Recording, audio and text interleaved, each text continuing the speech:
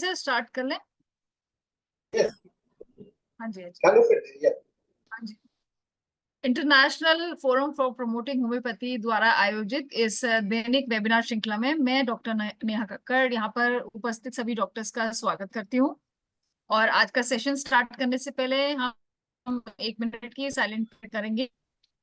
तो आईएफपीएच द्वारा आयोजित इस 497वें सेशन में जो हमारे गेस्ट स्पीकर हैं आज के, वे हैं डॉक्टर फरीदी अमीन। डॉक्टर फरीदी का एक छोटा सा इंट्रो मैं देना चाहूंगी। ये बीएचएमएस हैं भीमराव अंबेडकर बिहार यूनिवर्सिटी मुजफ्फरपुर से, और एमडी होम्योपैथी मेडिसिन है from BRA Bihar university Muzaffarpur. और करंटली अभी पीएचडी भी परस्यू कर रहे हैं होम्योपैथी में फ्रॉम तांत्या यूनिवर्सिटी राजस्थान। और पहले ये असिस्टेंट प्रोफेसर भी रह चुके हैं Magadh homeopathic medical college and hospital के, और अभी फिलहाल एसोसिएट प्रोफेसर सर्व कर रहे हैं जीडीएम होम्योपैथिक मेडिकल कॉलेज में, और अपनी प्रैक्टिस भी कर रहे हैं in AF homeopathic clinic at Patna. तो डॉक्टर फरीदी अमीन हमारे साथ पहले भी आ चुके हैं, और आज का जो उनका टॉपिक है वो है बोनिंगसन थेरेपेटिक पॉकेट बुक का अध्ययन, और इसका क्लिनिकल प्रैक्टिस में क्या यूटिलिटी रहती है, इसके ऊपर आज डॉक्टर फरीदी हमारे को अपनी नॉलेज शेयर करेंगे। तो नमस्कार डॉक्टर फरीदी, आपका बहुत बहुत स्वागत है। नमस्कार और नेहा मैम, स्टार्ट कर और सकते हैं। नमस्कार सानी सर, और सभी भी जितने भी आईएफपीएच के इस हिंदी सेक्शन में उपस्थित हैं, सबको मेरा नमस्कार, गुड इवनिंग। आज का हमारा टॉपिक है utility of Boenninghausen therapeutic pocket book in clinical practice. Clinical practice में हमारा बोनिंगसन थेरेपेटिक पॉकेट बुक का कैसा रोल है, या कैसा हम उसका अप्लाई कर सकते हैं, कैसे हम यूज कर सकते हैं।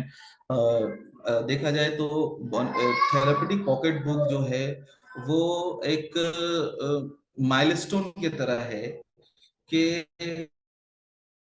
जो रेपर्टरी की बुक, जिसको कि हम ये कह सकते हैं कि एक फिलोसॉफिकल, हैविंग फिलोसॉफिकल बैकग्राउंड, एक ऐसा बुक जिसके कंस्ट्रक्शन को बहुत ही प्लान वे से किया गया, उसके उसका जो फिलोसॉफिकल बैकग्राउंड रखा गया कंस्ट्रक्शन में, सारे यूज किए गए, और एक बहुत ही प्लान वे से इस बुक को अरेंज किया गया। तो हम ये कह सकते हैं कि ये एक माइलस्टोन बुक है रेपर्टरी के सेक्शन में, कि रेपर्टरी में जब भी हम बीटीपीवी की बात करेंगे तो इसका एक बहुत ही इम्पोर्टेंस है। और ट्यूटोरियल प्रैक्टिस, या फिर कोई स्टूडेंट्स हैं जो कि रिपर्टरी अगर पढ़ना चाहते हैं या पढ़ते हैं या प्रैक्टिस करना चाहते हैं, तो बीटीपीवी में उसका जो उससे मुलाकात नहीं हुई होगी, या बीटीपीवी को उन्होंने सुना भी नहीं होगा। इस one of the milestone book हम इसको कह सकते हैं। और बीटीपीवी जो है ये होम्योपैथिक फिजिशियन के लिए जो कि नाउ एडेज माना जाता है कि एक बेड साइड स्टडी का बुक माना जाता है, कि इसको as a bedside prescription, या हम बेड साइड के लिए हम यूज करते हैं। बोनिंगसन थेरेपेटिक पॉकेट बुक जो है वो एक्चुअली 4 बुक जिसको के डॉक्टर बोनिंगसन ने प्रीवियसली लॉजिकल बैकग्राउंड दे करके थे, एक जो रेपर्टरी ऑफ एंटीसोरिक रेमेडीज और repertory of the medicine which are not antipsoric medicine, जिनको के बोनिंगसन ने 1835 में लिखा था। और तीसरा बुक है attempt at showing the relative kinship of homeopathic medicine, जो कि 1836 में। तो इससे जो बना है वो है बोनिंगसन थेरेपेटिक पॉकेट बुक।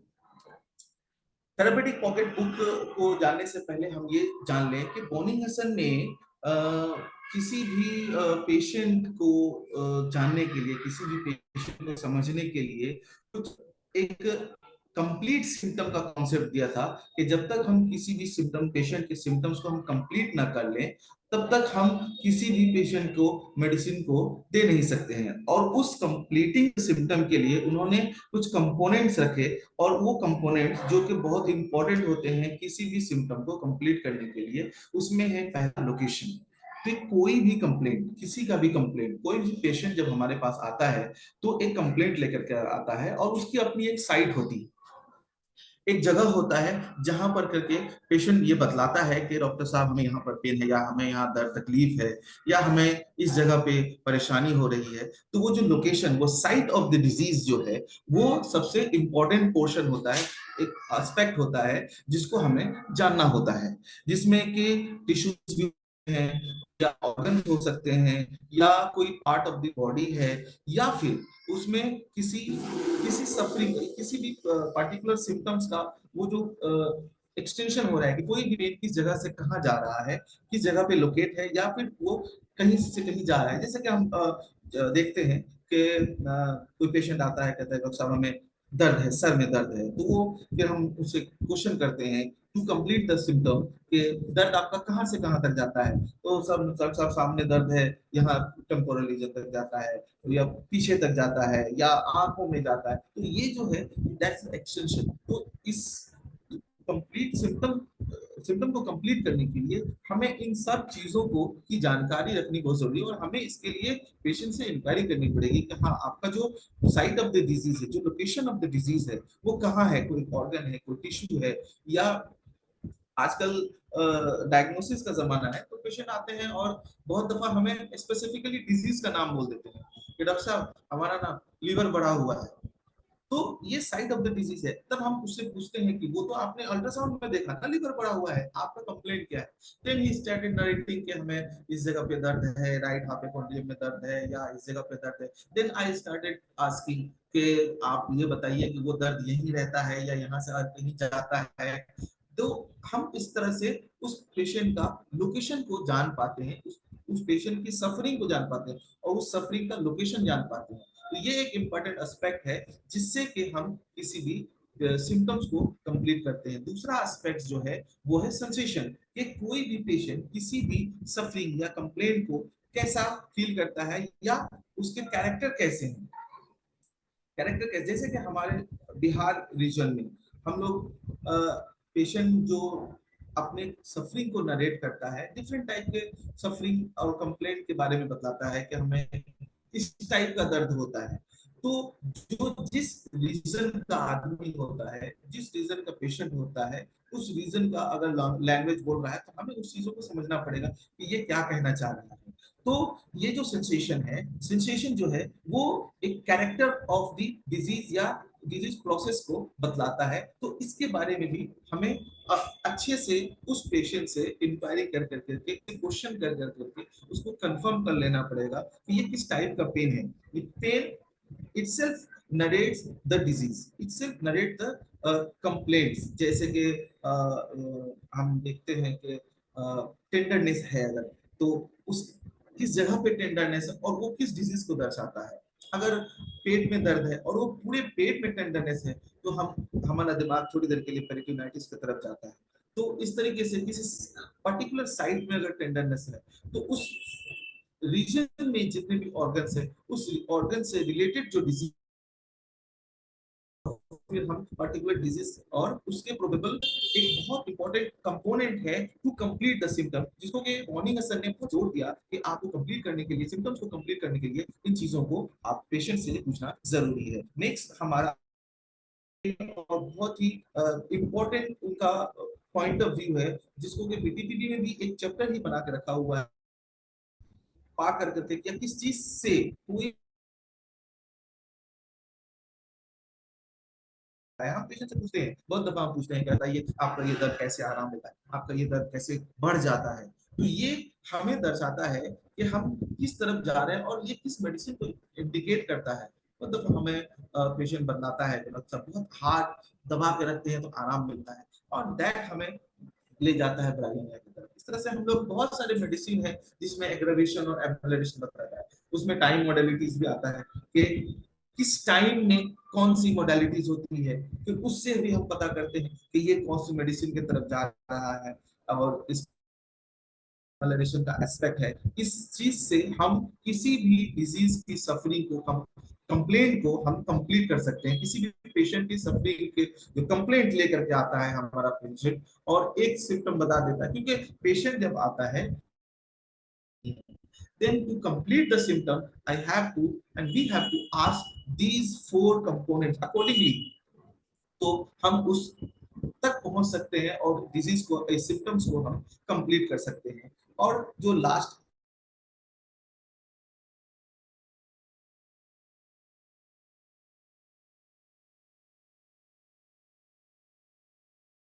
नहीं होता है बट वो प्रेजेंट होता है, वो एक बहुत ही इंपॉर्टेंट एस्पेक्ट होता है किसी भी सिम्टम्स का, जिससे कि हम किसी भी सिम्टम्स को कंप्लीट करते हैं और कंप्लीट कर करके हम उस पेशेंट को मेडिसिन प्रेस्क्राइब कर सकते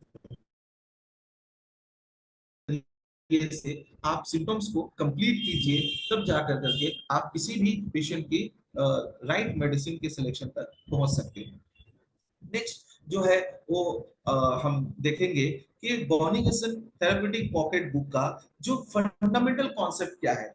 बॉर्निंगसन थेरेपेटिक पॉकेट बुक के बारे में बहुत सारी बातें आ चुकी हैं, बहुत सारी बातें और फ्यूचर में भी आएंगी, लेकिन हमारा यहाँ कॉन्सेप्ट है कि बुक पे, कंप्लीट बुक पे फोकस है कि कैसे उसका हम यूटिलाइजेशन कर सकते हैं और कैसे हम उस बॉर्निंगसन थेरेपेटिक पॉकेट बुक को हम समझ सकते हैं। हमारा बीटीपीवी बेस्ड है वो है, पहला जो है डॉक्ट्रिन ऑफ ग्रैंड जनरलाइजेशन। हम सब जानते हैं कि ग्रैंड जनरलाइजेशन क्या है। ये एक ऐसी चीजें हैं जिस पर ये कहा गया है कि एक ऐसा मोडालिटीज या सेंसेशन या एक ऐसी पर्टिकुलर सिम्टम्स जो कि किसी पर्टिकुलर पार्ट के लिए वो किसी पर्टिकुलर पार्ट में प्रेजेंट है, और लेकिन जैसे ही हम दूसरे सिम्टम्स की तरफ जाते हैं और वो सेंसेशन या वो मोडालिटीज हमें नहीं मिलता है, देन हम उस मोडालिटीज को उस पर अप्लाई कर करके एज अ होल पर्सन समझ लेते हैं और उसको हम अप्लाई करते हैं। जैसा कि यहाँ लिखा हुआ है कि the symptom complete the local modalities and the sensation pertaining to one part should be applicable to other part। एक sensation, एक modality जो किसी खास पार्ट के लिए से पर्टेन करता है, से रिलेटेड है, वो अगर दूसरे पार्ट में मिसिंग है तो हम उसको एज अ होल कंसीडर करके उसको हम अप्लाई कर सकते हैं। And that is the concept, first concept of fundamental concept of BTPB, जिसको डॉक्टर मॉर्निंगसन ने अपने बीटीपीवी में यूज किया है। Second one is the doctrine of concomitant, कि उस पेशेंट का जो सिम्टम है उसके साथ कौन सा रिलेटेड सिम्टम, कौन सा एसोसिएटेड सिम्टम चल रहा है, जो कि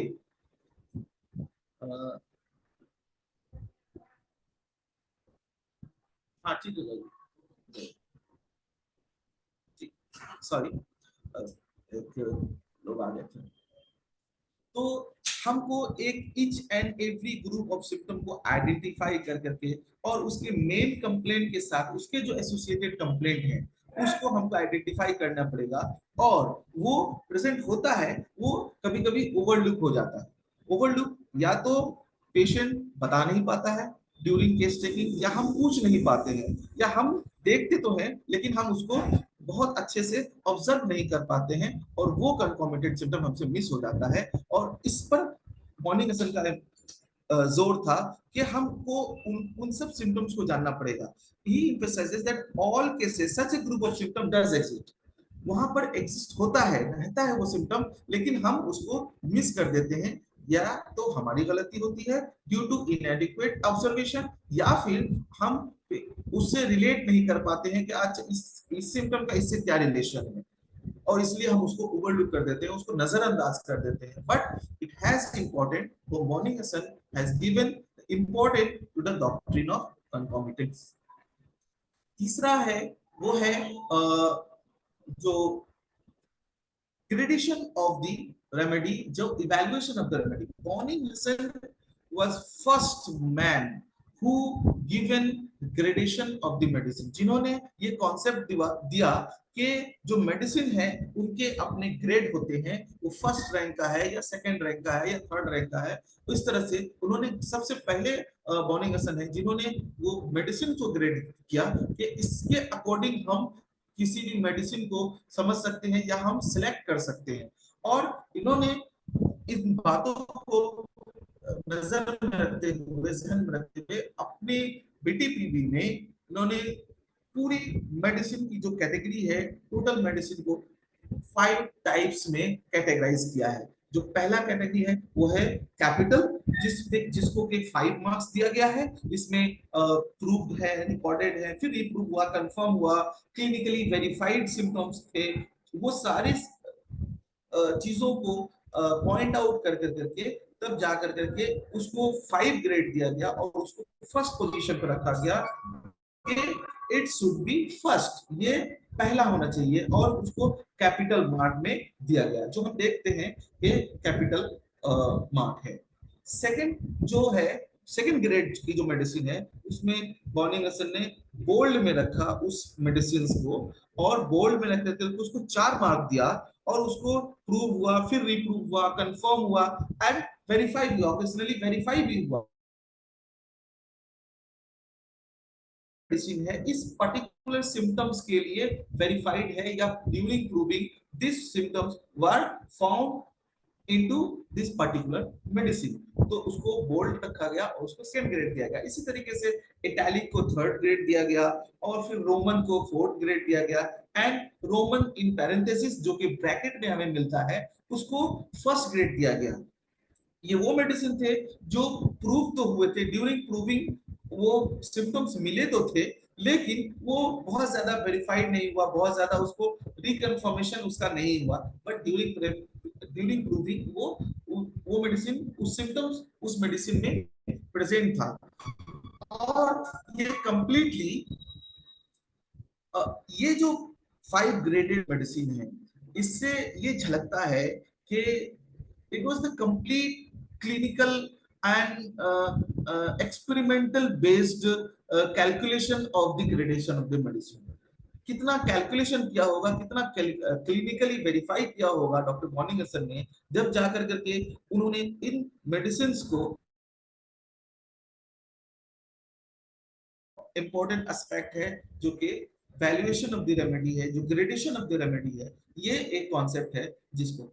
फोर्थ वन है कंकॉर्डेंस। इसमें आता है जो रिलेशनशिप ऑफ द मेडिसिन, इसको भी डॉक्टर बॉर्निंगसन ने, वो पहले शख्स थे जिन्होंने सबसे पहले इस रिलेशनशिप ऑफ द मेडिसिन के बारे में लोगों को बतलाया कि every medicine has some relation with each other, like कौन किसका एंटीडोट कर सकता है, कौन किस मेडिसिन को किस मेडिसिन से पहले नहीं देना है, किस मेडिसिन को किस मेडिसिन के बाद नहीं देना है, कौन सा मेडिसिन का सेंसेशन क्यों, किस मेडिसिन का किस मेडिसिन ग्लैंड के साथ क्या रिलेशन है, या इस तरीके से उन्होंने क्या किया, एक हेडिंग बनाया जो कंकॉर्डेंस चैप्टर है, relationship of the medicine chapter है बीडीपीवी में, उसमें उन्होंने चैप्टर बनाया, हेडिंग बनाया, और उस हेडिंग के अंदर में उस मेडिसिन को दर्शाया कि कौन से मेडिसिन का किस मेडिसिन के साथ क्या रिलेशन है और हम कैसे उसको यूटिलाइज कर सकते हैं। और यही वो चीज है जिसको बहुत ज्यादा होम्योपैथिक प्रैक्टिस में यूटिलाइज किया जाता है by the homeopathic physicians. Next अगर हम देखें तो बॉर्निंगसन थेरेपेटिक पॉकेट बुक जो है वो 7 चैप्टर्स में डिवाइडेड है, 7 चैप्टर्स में डिवाइडेड है। और इसका जो प्लान एंड कंस्ट्रक्शन है इन्होंने इस तरीके से किया कि सबसे पहला चैप्टर को माइंड एंड इंटेलेक्ट रखा, और दूसरा जो है वो पार्ट्स ऑफ द बॉडी था, तीसरा सेंसेशन एंड कंप्लेंट था, चौथा था स्लीप एंड ड्रीम्स, फिफ्थ जो था वो था फीवर, और सिक्स्थ था मोडालिटीज, जिसको कि मैंने कहा कि मोडालिटीज पे डॉक्टर बॉर्निंगसन का एक बहुत ही ज्यादा जोर था, बहुत ज्यादा एम्फेसिस किया उन्होंने कि every aggravation, every amelioration has some significance. तो उन्होंने उसके लिए अलग चैप्टर ही बनाया ताकि हम किसी भी डिजीज की मोडालिटीज को, किसी भी डिजीज के एग्रावेशन या एमेलोरेशन को आसानी से समझ सके। और जो लास्ट चैप्टर था वो था रिलेशनशिप ऑफ द रेमेडी, जो कि अभी मैंने बताया, जो कंकॉर्डेंस के नाम से हम लोग जानते हैं,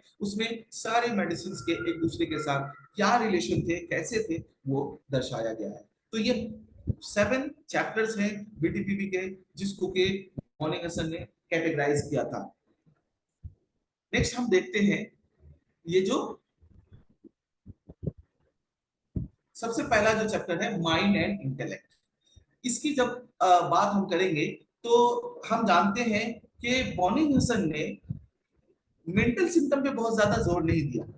मेंटल सिम्टम को इन्होंने कहा, उनका कहना था कि the greatest and most important variation are here found mostly in the state of mind and spirit which must be scan all the more carefully.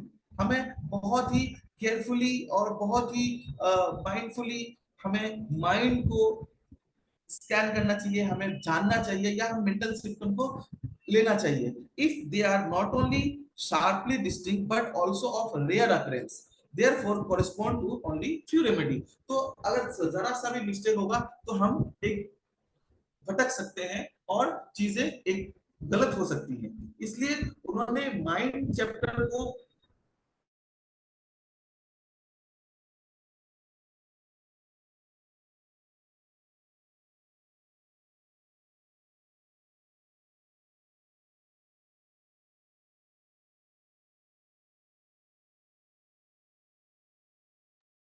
Hello hello hello इसमें बहुत ज्यादा हमें हेलो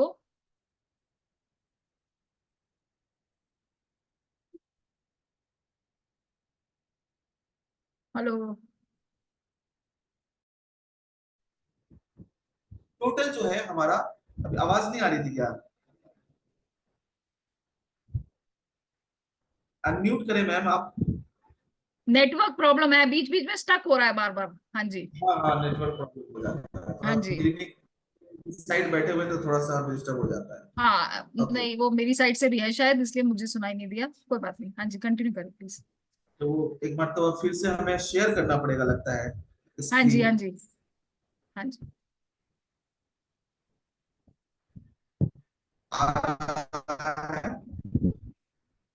हाँ जी बिल्कुल।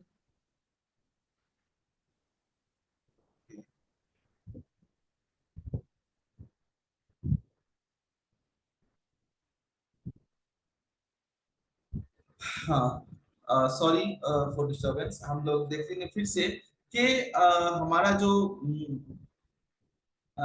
फर्स्ट चैप्टर है जिस पर हम फिर से बात करते हैं कि फर्स्ट चैप्टर जो है हमारा वो बॉर्निंगसन थेरेपेटिक पॉकेट बुक में वो है माइंड एंड इंटेलेक्ट, जिस पर के बॉर्निंगसन ने ये कहा है कि माइंड जो है एक बहुत ही इंपॉर्टेंट वेरिएशन है, जिस पर बहुत ज्यादा अगर हम बहुत स्किलफुली अगर उसको उस सिम्टम्स को अगर हम नहीं लेते हैं तो पता है कि हम डेविएट हो सकते हैं, हम हमारे रेमेडी सिलेक्शन में प्रॉब्लम आ सकते हैं। इसलिए उन्होंने क्या किया है कि माइंड चैप्टर को फर्स्ट में वेरी फर्स्ट चैप्टर बनाया है, लेकिन उसमें बहुत ज्यादा रूब्रिक उन्होंने मेंशन नहीं किया है। ओनली 18 रूब्रिक माइंड चैप्टर में हमें मिल जाएंगे और 16 रूब्रिक जो है वो इंटेलेक्ट चैप्टर में हमें मिल जाएंगे। जब हम देखेंगे कि सिर्फ टोटल माइंड और इंटेलेक्ट मिला कर करके हमें 36 रूब्रिक मिलते हैं, जिसमें से 2 रूब्रिक जो है वो एक वर्टिगो और एक drug which have concomitant mental symptom, ये जो है वो एक्स्ट्रा है। इसके अलावा टोटल 36 रूब्रिक्स है, ओनली 36 रूब्रिक्स है जो कि माइंड और इंटेलेक्ट चैप्टर में हमें मिलता है। अब हम देखते हैं कि it was not his intention to reflect the whole man through his mental reaction. उनका ये इंटेंशन नहीं था कि हम पूरा होल मैन को हम दर्शाएं, वो जो कि बहुत डिफिकल्ट है। The aggravation chapter has 17 rubric connected to emotional excitement और condition, even though this chapter only है 35 रूब्रिक्स। इसमें 35 रूब्रिक्स है तो उसमें सिर्फ 17 रूब्रिक जो है वो इमोशनल एक्साइटमेंट के हैं। और तो इस तरीके से जब हम देखेंगे तो माइंड एंड इंटेलेक्ट चैप्टर जो है हमारा फिर से आ नहीं रहा है क्या इसमें?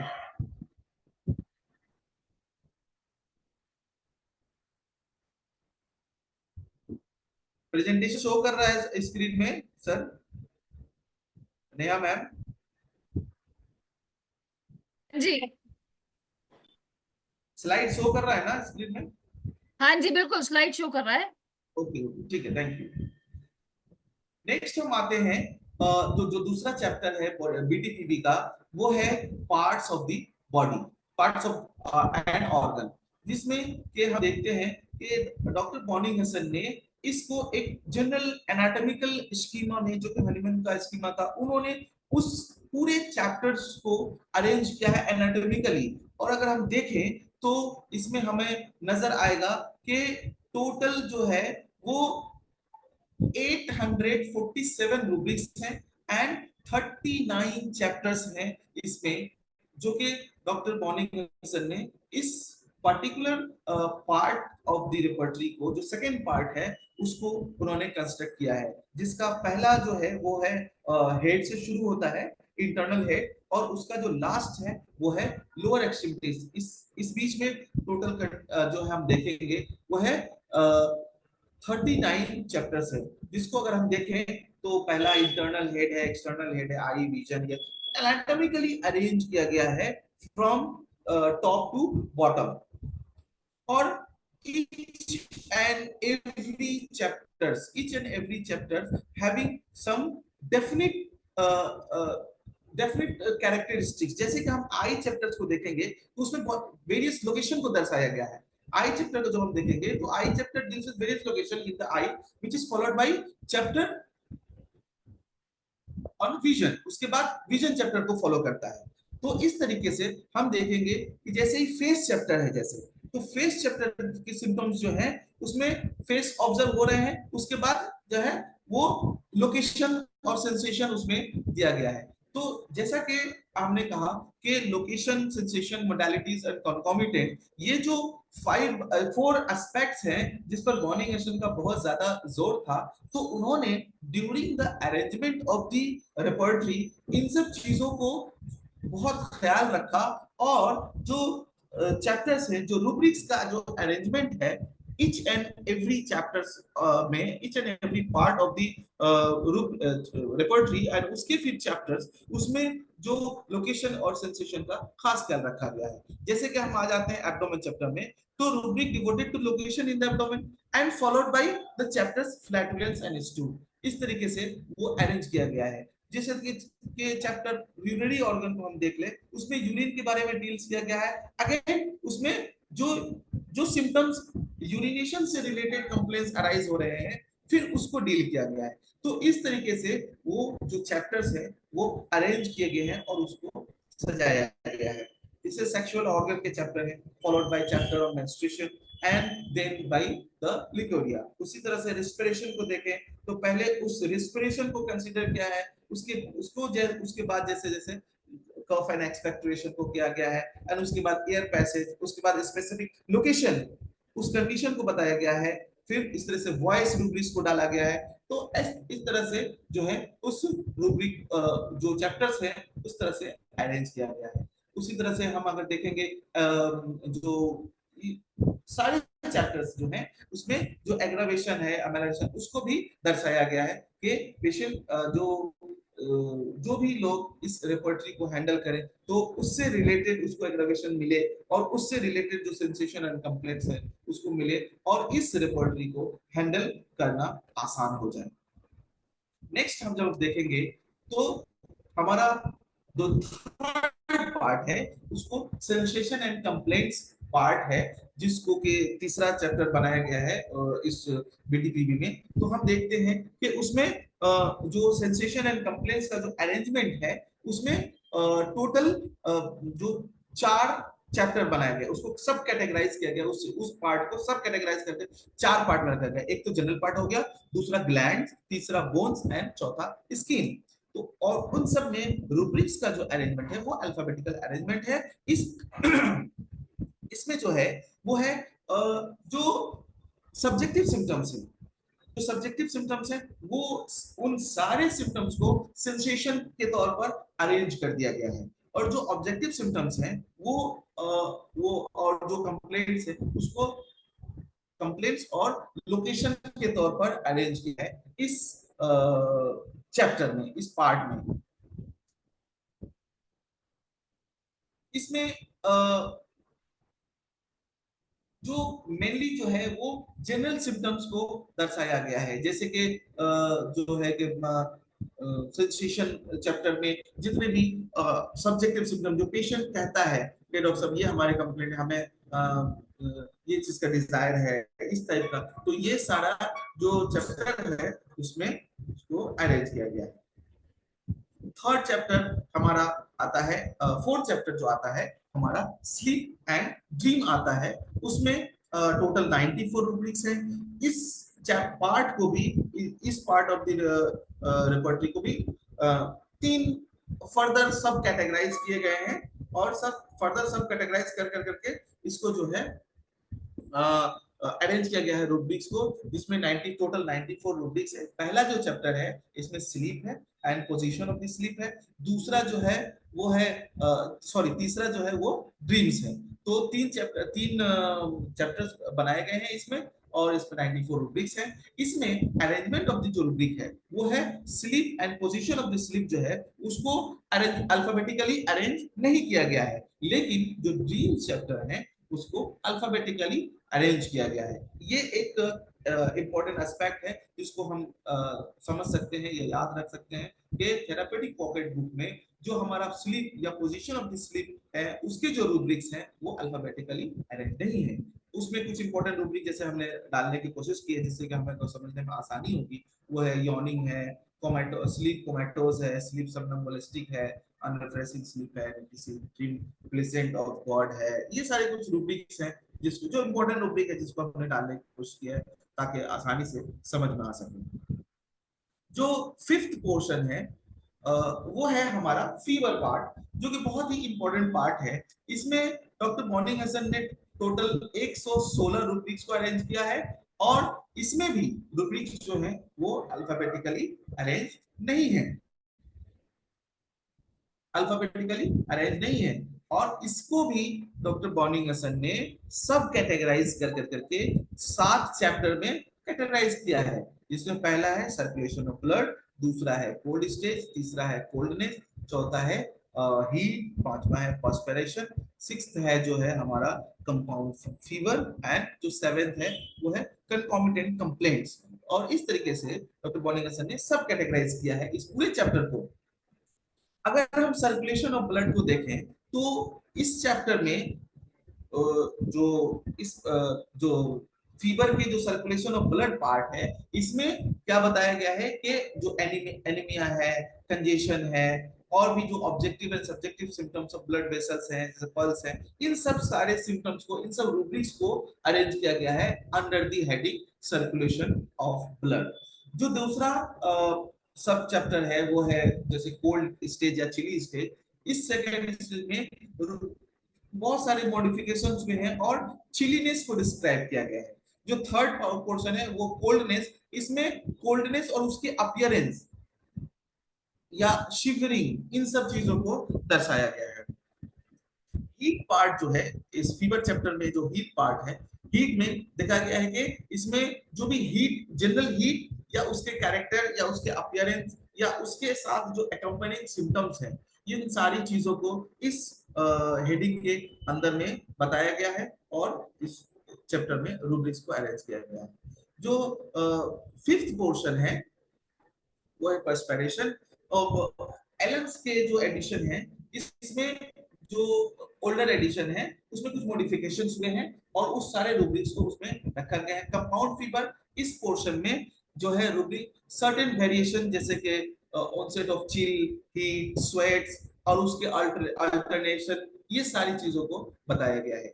और कॉन्कोमिटेंट कंप्लेंट जो है, जो कि हम जानते हैं कॉन्कोमिटेंट थोड़े से स्कैटर्ड है लेकिन थ्रू आउट द पार्ट इसको मेंशन किया गया है। जो 6th चैप्टर है हमारा वो है alteration of the state of health, जिसको कि हम मोडालिटीज चैप्टर भी कहते हैं। तो इसमें जो है टोटल 502 रूब्रिक्स हैं और ये अल्फाबेटिकली अरेंज किया गया है सारे रूब्रिक्स को। इसमें भी 3 चैप्टर्स को सब कैटेगराइज करके बनाया गया है। जो पहला है वो है एग्रावेशन अकॉर्डिंग टू टाइम। इसमें जो है सेगमेंट ऑफ द डे को बताया गया है। इसमें कोई टाइम नहीं किया कि 4 PM या 5 PM नहीं, लेकिन सेगमेंट ऑफ द डे जैसे मॉर्निंग, इवनिंग, आफ्टरनून, फोरनून, इस तरीके से उसको बताया गया है। और दूसरा चैप्टर जो है उसमें according to the aggravation according to the situation and circumstances sorry. और एमेलोरेशन, जो थर्ड चैप्टर है वो एमेलोरेशन चैप्टर है, जो कि कॉम्परेटिवली इन दोनों चैप्टर्स के थोड़ा स्मॉल चैप्टर है। ये एमेलोरेशन चैप्टर जो है वो स्मॉल चैप्टर है। अब हम आते हैं इस ऑल्टरेशन ऑफ द हेल्थ में डॉक्टर मॉर्निंगसन ने कि क्या उनकी क्या खास बात है इस ऑल्टरेशन ऑफ चैप्टर में। तो इस चैप्टर में aggravation covers a number of condition while the section amelioration is comparatively small। इसमें जो एमेलोरेशन चैप्टर है वो comparatively small है, बट एग्रावेशन जो है वो सारे सेक्शन को कवर किया है, सभी कंडीशन को मैक्सिमम, सभी को तो नहीं कह सकते बट मैक्सिमम कंडीशन को जो है वो कवर किया है, मैक्सिमम सर्कमस्टांसेस को कवर किया गया है। Aggravation are much more often reported by the patient than amelioration. कहा जाता है कि जब कोई कंप्लेंट, किसी का आराम मिल जाता है, किसी को किसी भी परेशानी से आराम मिल जाती है, तो पेशेंट बहुत ज्यादा उस पर फोकस नहीं करता है। लेकिन जब किसी चीज से वो पेशेंट सफर कर रहा होता है तो सारा ध्यान उसका उस सफरिंग पे होता है।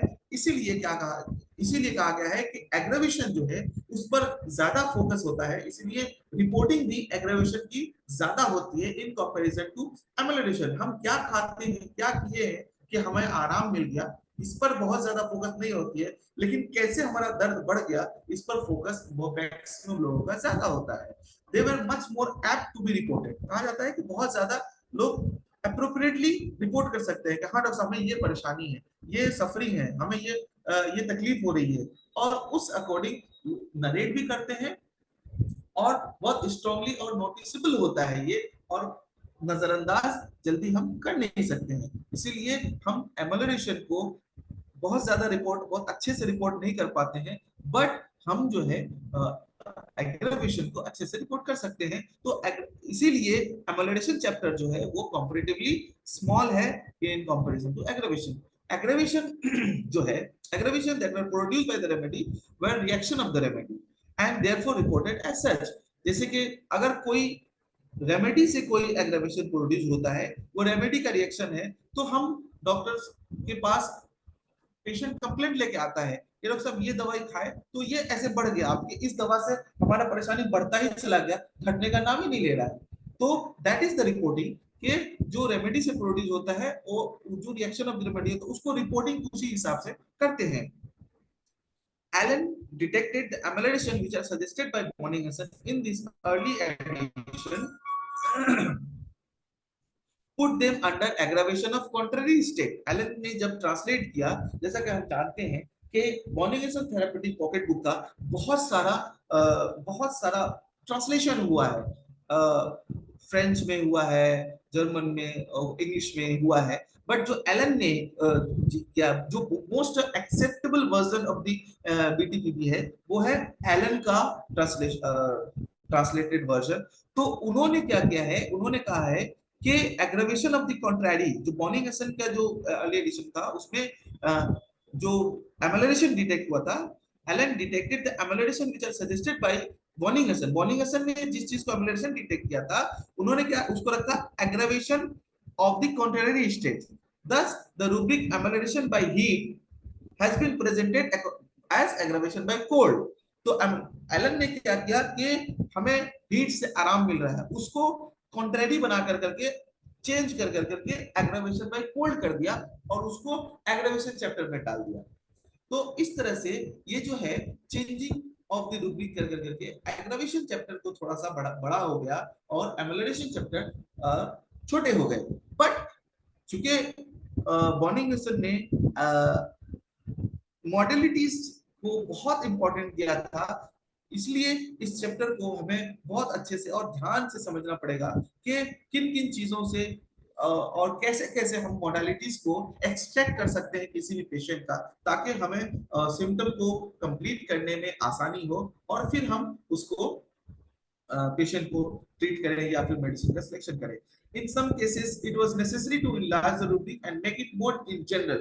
तो कभी-कभी क्या होता है कि उसको जनरल कर दिया गया है सिम्टम्स को, और इनलार्ज कर करके जनरल कर दिया गया है और उसको दोनों मॉडलिटीज कवर कर रहे हैं। तो इस तरह से ये जो है पूरा चैप्टर जो है अल्टरेशन ऑफ हेल्थ, यहाँ पर हम इसको ऐसे कहें कि मोडालिटीज चैप्टर में मॉर्निंगसन ने इस बीटीपीबी में इस तरीके से अरेंजमेंट किया गया है। नेक्स्ट जो लास्ट चैप्टर है वो है हमारा रिलेशनशिप ऑफ द रेमेडी, जो कि बहुत ही इंपॉर्टेंट चैप्टर है, जिसमें हम जानते हैं कि इस चैप्टर में डॉक्टर बॉनिंगसन ने मेडिसिन के रिलेशनशिप को बताया है कि कौन सी मेडिसिन किस मेडिसिन के साथ उसके कैसे रिलेशन है। इस चैप्टर में जो है कंप्लीट टोटल 141 मेडिसिन है, जिसकी एक दूसरे से रिलेशनशिप को दर्शाया गया है, और इसमें वेरियस लेवल के मॉडलिटीज को, रिलेशनशिप को बताया गया है, जैसे कि माइंड हो गया, पार्ट्स हो गया, सेंसेशन हो गया, मॉडलिटीज हो गया, है ना। It help for finding the second, इसके जरिए से हम किसी सेकंड प्रिस्क्रिप्शन को हम बनाने में हमें हेल्प कर सकता है कि मान लो कि कोई मेडिसिन है और उसके बाद की कौन सी मेडिसिन दें कि उस मेडिसिन को वो अच्छे से फॉलो कर रहा है, या ऐसी मेडिसिन जो कि हमने पहले दिया है और हम इस मेडिसिन को अगर देंगे तो हो सकता है कि वो उस क्योर के प्रोसेस को डिस्टर्ब करे। तो इस तरह से हम सेकंड प्रिस्क्रिप्शन के ड्यूरिंग इस चैप्टर का यूज कर सकते हैं, और इस यूज करके हम अपना सेकंड प्रिस्क्रिप्शन को बेहतर बना सकते हैं। The chapter relationship is divided into sections। जैसा कि हमने कहा कि इस जो relationship of the remedies chapters है, ये जो है वो डिफरेंट सेक्शन में डिवाइड किया गया है, और डिवाइड कर करके इसको जो है उस पर्टिकुलर पोर्शन के लिए उस किसी भी मेडिसिन का जो रिएक्शन है या रिलेशनशिप है उसको दर्शाया गया है। और इसमें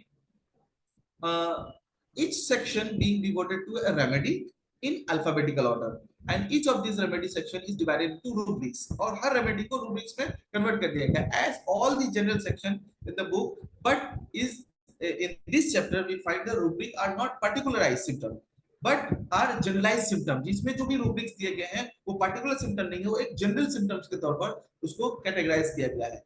इस जो divided chapters हैं उसमें है टोटल 12 चैप्टर्स है। इसमें पहला माइंड है, उसके बाद लोकेलिटीज है, सेंसेशन है, ग्लैंड्स है, बोन्स है, स्किन है, स्लीप एंड ड्रीम्स है, ब्लड सर्कुलेशन एंड फीवर है, एग्रेवेशन टाइम, सर्कमस्टांसेस और other remedies, antidotes and injuries. ये 12 चैप्टर्स हैं जिसमें के रिलेशनशिप ऑफ द रेमेडीज को दर्शाया गया है, और दर्शा करके इसके हर एक रेमेडीज के रिलेशंस को बताया गया है इस चैप्टर्स में। Each of these remedy section is subdivided into rubric, जैसा कि हमने कहा कि हर एक चैप्टर जैसे कि माइंड है उसमें सबडिवाइड रुब्रिक्स को सबडिवाइडेड किया गया है, और सभी जनरल कंडीशन को रुब्रिक के तौर पर अरेंज किया गया है। उसमें पार्टिकुलराइज नहीं किया गया है कि पर्टिकुलर रुब्रिक्स दिया गया है, उसमें जनरल कंसीडर कर करके रुब्रिक्स को अरेंज किया गया है। अब हम आते हैं कि हमारा advantage of the Boenninghausen therapeutic pocket book. हम जानते हैं कि बॉनिंगसन थेरापेटिक पॉकेट बुक का बहुत सारे एडवांटेजेस हैं, जिसमें से जो पहला और सबसे इंपॉर्टेंट एडवांटेज जो है जो हम इस बीटीपीबी से ले सकते हैं वो है हमारा कि हम वेरियस रेमेडीज के रिलेशनशिप को हम पढ़ सकते हैं। किसी भी हम रेमेडीज का किस रेमेडीज के साथ क्या रिलेशन है, और उसके लेवल्स में अलग अलग लेवल में, लाइक माइंड के लेवल में किसी मेडिसिन का क्या रिलेशन है, किसी लोकेशन के लेवल में क्या रिलेशन है, फीवर्स में क्या रिलेशन है किसी भी रेमेडीज का। तो इसमें हम इस बुक के थ्रू से हम उस रिलेशनशिप को जान सकते हैं अलग अलग रेमेडीज के अलग अलग लेवल में, अलग अलग एस्पेक्ट्स में। It helps to find out the close running remedy which can be thought of in future follow up। As a follow up के लिए हम मेडिसिन को रख सकते हैं कि हाँ हमारा ये मेडिसिन है, जैसे कि हम किसी को पहला प्रिस्क्रिप्शन हमारा एज फॉर एग्जांपल मान लें कि हमारा पल्सेटिला आ रहा है, तो उससे क्लोज रिलेशंस में कौन से मेडिसिन आ रहे हैं किसी पर्टिकुलर चीज के लिए, लाइक हम किसी फीवर के पेशेंट को डील कर रहे हैं और उस फीवर के पेशेंट को डील करने समय हमारा फर्स्ट प्रिस्क्रिप्शन ड्यूरिंग रिपीटाइजेशन जो है हमारा पल्सेटिला आ रहा है, तो उस क्लोज रिलेशनशिप में हमारा फॉलो अप क्या होगा if the first medicine is failed, या फिर हमारा फर्स्ट प्रिस्क्रिप्शन जो है फेल होता है, या फर्स्ट प्रिस्क्रिप्शन के बाद सेकंड प्रिस्क्रिप्शन हमें बनाने की जरूरत पड़ती है, तो उस फॉलो अप में हम कौन सी मेडिसिन को ले सकते हैं, ये हमें बॉर्निंगसन बीटीपीबी हमें हेल्प करता है। It helps to find out the second prescription, जैसे हमने कहा कि एक्यूट केस में हमें सेकंड प्रिस्क्रिप्शन बनाने में बहुत हेल्प मिलता है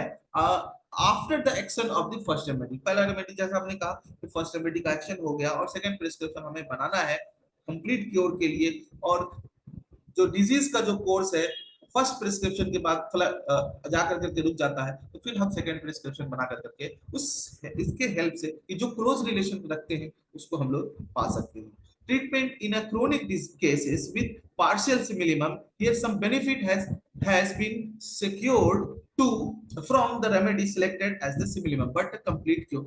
जे हम क्रोनिक केस में भी जब हमको पार्शियल सिमिलिमम मिलता है और हम उससे मेडिसिन प्रिस्क्राइब करते हैं, तो हमको कंप्लीट क्योर पाने के लिए हम next medicine, next related medicine या क्लोज रिलेटेड मेडिसिन को हम फाइंड करेंगे। This can be due to the several factors और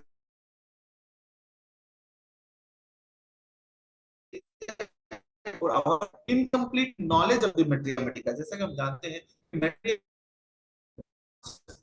कि सब्जेक्ट जिस पर हम में से किसी का भी कमांड नहीं हो सकता है कि हम पूरी चीजों को याद कर लें, इसलिए हम इसके थ्रू से हम उस रिलेटेड मेडिसिन और सिमिलिमम तक पहुंचते हैं, और हम in case of chronic disease हम उस क्योर को पा सकते हैं।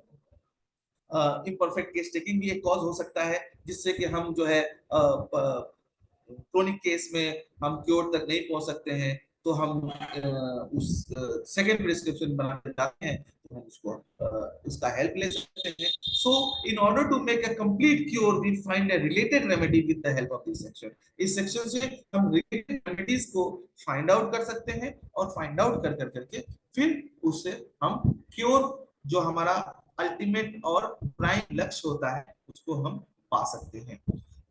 In chronic disease with advance pathology, ऐसे क्रोनिक डिजीज जिसमें एडवांस पैथोलॉजी है, सीरियस कंडीशन है जैसे कि पल्मोनरी ट्यूबरकुलोसिस है, we can not give the indicated remedy if it is detective. तो ऐसे केस में but a remedy should be given which will not produce any adverse effect.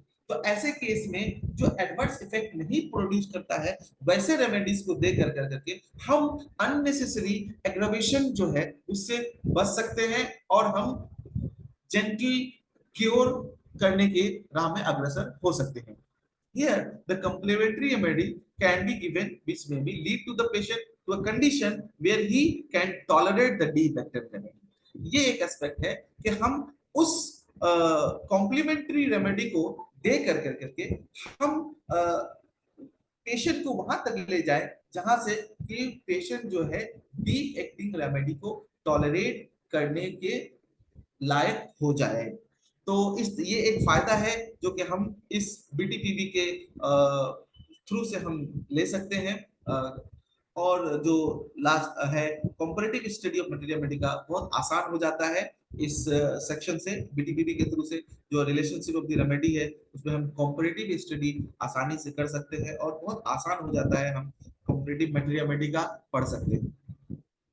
जो utility है जिसको हम देखेंगे कि हम बीटीपीबी की यूटिलिटी किस किस सर्कमस्टांसेस में किन किन केसेस में कर सकते हैं। तो एक जैसा कि हम जानते हैं कि बीटीपीबी जो है वो एक माइलस्टोन है, एक प्रीशियस गिफ्ट है ना। तो इसके थ्रू से हम उन केसेस का रिपोर्टाइजेशन कर सकते हैं जिसमें कि पहला है जो ऐसे केसेस जो कि कंप्लीट सिम्टम्स हैं, जिसमें कि कंप्लीट सिम्टम मिले, अगर नहीं भी मिले तो हम through the help of this BTPB हम सिम्टम्स को कंप्लीट कर सकते हैं और सिम्टम कंप्लीट कर करके उस बीटीपीबी के हेल्प से हम रेमेडी का सिलेक्शन करते हैं और उस केसेस को हम डील कर सकते हैं।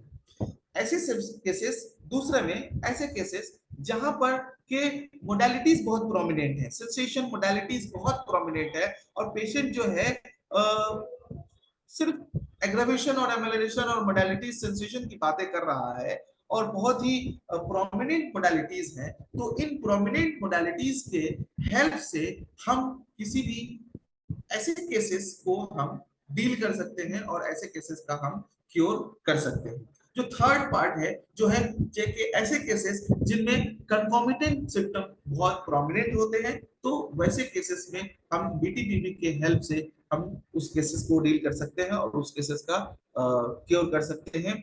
और नेक्स्ट जो है जहां पर कोई कैरेक्टरिस्टिक्स नहीं हो और स्कैटर्ड मोडालिटी हो, ऐसे सिम्टम जिसमें कि स्कैटर्ड मोडालिटी हो और कोई कैरेक्टरिस्टिक सिम्टम नहीं हो, तो वैसे सिम्टम्स, वैसे केसेस को भी हम डील कर सकते हैं, और डील कर करके बीटीपीबी के हेल्प से हम रेमेडी का सिलेक्शन कर सकते हैं, और रेमेडी और इसका यूटिलाइज कर करके रेमेडी का सिलेक्शन कर करके हम पेशेंट को क्योर कर सकते हैं।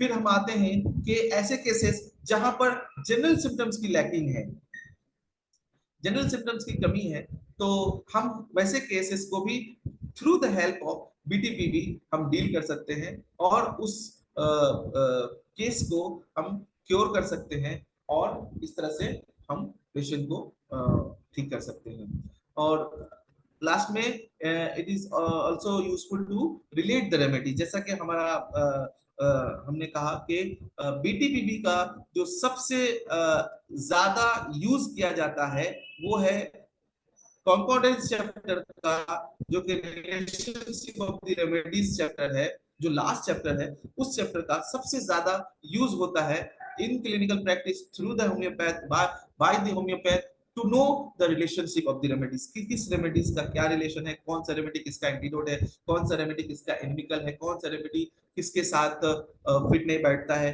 तो हमें नहीं देना चाहिए या देना चाहिए, कौन सा रेमेडी किसको फॉलो करता है। तो ये एक यूटिलिटी है जो कि हम बहुत ज्यादा करते हैं, और भी यूटिलिटी है जिसको कि हमने मेंशन किया। तो क्लिनिकल प्रैक्टिस में इन सब केसेस, ऐसे केसेस जिनमें कि जो कैरेक्टर है, इस कैरेक्टर को अगर हम फॉलो करें और इस बीटीपीबी का यूज करें, तो जाकर करके हमें through the help of the BTPB हम किसी भी क्लिनिकल केसेस को हम ठीक कर सकते हैं, क्योर कर सकते हैं। आज का चैप्टर हमारा यही खत्म होता है। Thank you. धन्यवाद डॉक्टर फरीदी जी। आप अपना पीपीटी को हटा सकते हैं।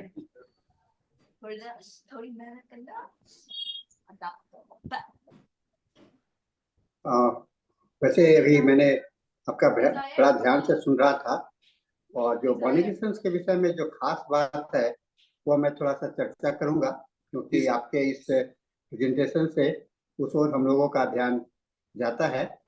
जो डॉक्टर बॉनिंगसन को हम लोग जो देखते हैं, इसको कहा जाता है कि फादर ऑफ द रिपोर्टरी भी कहा गया है, और दूसरा father of the relationship of remedies भी कहा गया है, क्योंकि डॉक्टर बॉनिंगसन ने ही पहली बार दवाओं का आपसी संबंध के विषय में जानकारी, और लास्ट चैप्टर जो इन्होंने बताया, लास्ट चैप्टर जो रिलेशनशिप की बात इन्होंने की है, ये रिलेशनशिप अपने आप में बहुत ही महत्वपूर्ण है, क्योंकि संसार का डॉक्टर बॉनिंगसन के कॉन्सेप्ट में मैं बता रहा हूँ कि दुनिया का और एक मनुष्य के अंदर में सारे एलिमेंट महसूस होते हैं। दुनिया में जितने एलिमेंट हैं वो तो हमारे शरीर में है, उस समय किसका बैलेंस गड़बड़ा गया, किसका सही है, इसको लेकर के हम उसके कंपैरिजन करके सिमिलिमम मेडिसिन को खोजने का प्रयास करते हैं। सिमिलिमम के अगर जिक्र आता है तो कभी कभी हम लोग दवा में अटक जाते हैं, जैसे फास्फोरस है और सीपिया है। तो क्या आप बता सकते हैं कि फास्फोरस और सीपिया में क्या रिलेशन हो सकता है? और ये आप अगर जाएंगे बॉनिंगसन के कॉन्सेप्ट पर जाएंगे तो फास्फोरस में और सीपिया में क्या एक मेन एलिमेंट क्या है? फास्फोरस, जो कि सीपिया में भी है, और जितने भी मछली ग्रुप के मेडिसिन हैं उसमें फास्फोरस की मात्रा अधिक पाई जाती है। इसलिए इस रिलेशनशिप को ध्यान में रखते हैं, क्योंकि डॉक्टर बॉनिंगसन केवल एक होम्योपैथ नहीं थे, वो एक बायोलॉजिस्ट भी थे और नेचुरोपैथ भी थे और एक एडवोकेट भी थे। ये तीनों का सम्मिश्रण गुण है। और इनका जो रिपोर्टरी की बुनियाद जो हम लोग कहते हैं वह डॉक्टर बॉनिंगसन का, और इन्होंने डॉक्टर हैनीमैन के जो धारणा है, प्रिंसिपल है, उसको एक विशेष रूप देने का प्रयास किया था। और 3 कॉन्सेप्ट जो डॉक्टर हैनीमैन का है उसको रिपोर्टरी के रूप में थ्योरेटिकल एस्पेक्ट दिया। पहला, it is the patient who is sick, not his part, not his body. यह मनुष्य ही बीमार है, मनुष्य का शरीर या उसका भाग नहीं है, जो कि आपने ग्रैंड जनरलाइजेशन के माध्यम से कहा। मनुष्य बीमार है, मैं बीमार हूं, और मेरे अंदर में ये उसका शरीर, और जो मुझे मेरी बीमारी होगी वही मेरे हाथ का होगा, मेरा पैर का होगा, और इसी के आधार पर उन्होंने ग्रैंड जनरलाइजेशन किया। तीसरी बात जो उन्होंने डॉक्टर बॉनिंगसन ने अडॉप्ट किया, वो patient is never represented by a single symptoms however peculiar it may be. कोई भी रोगी एक लक्षण से माना नहीं जा सकता है, समझा नहीं जा सकता, चाहे वह कितना भी पेक्यूलियर क्यों ना हो। तो इन तीनों चीज को प्रैक्टिकल रूप देने का काम डॉक्टर बॉनिंगसन ने किया। इसलिए डॉक्टर बॉनिंगसन को समझते समय में डॉक्टर हैनीमैन के धारणाओं को उन्होंने जो सम्मान दिया है, इसके लिए डॉक्टर बॉनिंगसन आज बहुत ही अमर है। और साथ ही इन्होंने इस कॉन्सेप्ट को 7 हेक्सामीटर का नाम आप लोगों ने सुना होगा, Boenninghausen characteristics value of the symptoms, उसमें कहा 7 हेक्सामीटर। पिस क्विड क्यूब यूबी, ये है ना, ये 7 का सुना आपने? इसमें का मतलब क्या है? हाँ, पहला कौन है? पेशेंट, उसका प्रॉब्लम कहाँ पर है, प्रॉब्लम कब हो रहा है ना, ये सारे मॉडलिटी, उसके साथ में एसोसिएटेड प्रॉब्लम क्या है, और उसके साथ में मॉडलिटीज क्या है। मॉडलिटीज को उन्होंने 2 भाग में बांटा, कुमांडो एंड कुनांडो। कुमांडो कहने का मतलब मॉडलिटी जनरल, इन जनरल सभी चीजों से, यानी कि बीमारी का को लेकर के, रोग को लेकर के आप इस धरातल पर, इस पृथ्वी पर किस तरह से टिके हुए हैं, इस चीज को समझने का कोशिश डॉक्टर समझाने का डॉक्टर बॉनिंगसन। इस हम लोग कहते हैं कि बॉनिंगसन का जो कहते हैं कि 7 पिलर्स ऑफ होम्योपैथ में अगर आता है तो हम लोग बॉनिंगसन का पहला नाम देते हैं, केंट का नाम लेते हैं। अब आइए थोड़ा सा इसके लिमिटेशंस पर भी मैं बात कर लूं, क्योंकि लिमिटेशंस क्या है। कभी कभी कुछ पर्टिकुलर सिम्टम्स ऐसे होते हैं जो कि बॉनिंगसन ये जनरल सिम्टम्स के ऑपोजिट होते हैं, है ना। तो इसको कहते हैं कैरेक्टरिस्टिक्स। डॉक्टर केंट ने कहा कैरेक्टरिस्टिक्स, पर्टिकुलर कैरेक्टरिस्टिक, यानी कि जैसे मान लो कि कोई जनरल सिम्टम्स है, एम्ब्रेटेड बाय हीट, पूरा शरीर जो है तो आराम से लग रहा है गर्म सेकने, लेकिन किसी एक पार्ट पर सर का दर्द जो है तो ठंडा का पानी से धोने से लगता है, तुरंत ये कैरेक्टरिस्टिक्स पर, और तुरंत आपका दिमाग कहाँ चला जाता है? आर्सेनिक की ओर चला जाता है, क्योंकि आर्सेनिक को सारी जगह पर अच्छे गर्म से अच्छे लगते हैं, लेकिन सर का दर्द जो है तो इसी तरह से इस चीज को हाईलाइट करने का काम डॉक्टर बॉनिंगसन ने किया। हाँ जी सर, मुझे लगता है कि मैं समय हो गया, और नेहा जी धन्यवाद देने के लिए उत्सुक हैं, और हैंड ओवर डॉक्टर धनेश सर अपने नए सेशन के लिए तैयार है। तो डॉक्टर नेहा जी आप। हाँ, डॉक्टर फरीदी ने बहुत ही बढ़िया सेशन दिया इसके ऊपर, जिसमें चैप्टर वाइज और कैसे टॉपिक वाइज एक्सप्लेनेशन दी गई है, और कैसे एक्यूट और क्रॉनिक केसेस में हम इस पॉकेट बुक को यूज कर सकते हैं। ऑब्वियसली डॉक्टर बॉनिंगसन का बहुत बड़ा रोल है होम्योपैथ्स को आगे, डॉक्टर हैनीमैन की नॉलेज को आगे और ट्रांसक्रिप्ट करने का उन्होंने एक बहुत बड़ा रोल किया है थेरेप्यूटिक पॉकेट बुक से, और जो जनरल रिपर्टरी जो हम मेन रिपर्टरी यूज करते हैं उसके थ्रू भी। तो धन्यवाद डॉक्टर फरीदी आपका नॉलेज शेयरिंग सेशन के लिए। और अब हमारे इंग्लिश सेशन का टाइम हो गया है, और मैं हैंड ओवर करती हूँ इंग्लिश सेशन के लिए डॉक्टर धनेश को। धन्यवाद।